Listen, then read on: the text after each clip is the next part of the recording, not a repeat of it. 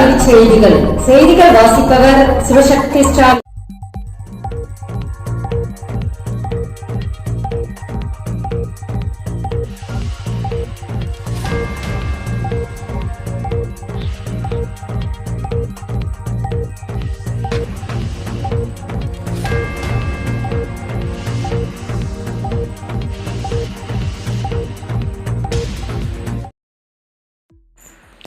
மத்திய ஆசிரியர் தகுதி தேர்வு பட்டதாரிகள் அக்டோபர் 16 வரை விண்ணப்பிக்கலாம். சிபிஎஸ்இ அறிவிப்பு. சிடெட் என்னும் மத்திய ஆசிரியர் தகுதி தேர்வுக்கு பட்டதாரிகள் அக்டோபர் 16ஆம் தேதி வரை விண்ணப்பிக்கலாம் என்று சிபிஎஸ்இ அறிவித்துள்ளன. மேலும் விவரங்களுக்கு www.cbse.com என்ற இணையதளத்தை பார்க்கலாம். அனைத்து பள்ளிகளுக்கும் பரந்த உத்தரவு. கலை திருவிழா வெற்றியாளர்கள் விவரங்கள் எமிஸ் தளத்தில் உள்ளீடு செய்ய கால அவகாசம் செப்டம்பர் 27ஆம் தேதி வரை நீட்டிக்கப்படுவதாக பள்ளிக் கல்வித்துறை அறிவித்துள்ளது. இப்போட்டிகளில் அரசு மற்றும் அரசு உதவி பெறும் பள்ளிகளின் அனைத்து மாணவ மாணவியரும் வாய்ப்பளித்தல் வேண்டும்.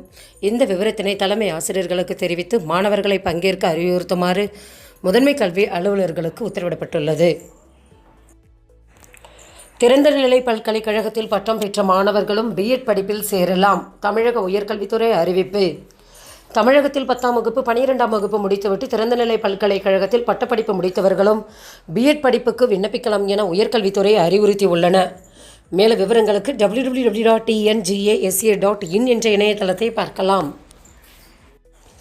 அரசு உதவி பெறும் பள்ளிகளுக்கும் 7.5% உள் ஒதுக்கீட்டை கொடுங்கள். உயர்நீதிமன்றம்.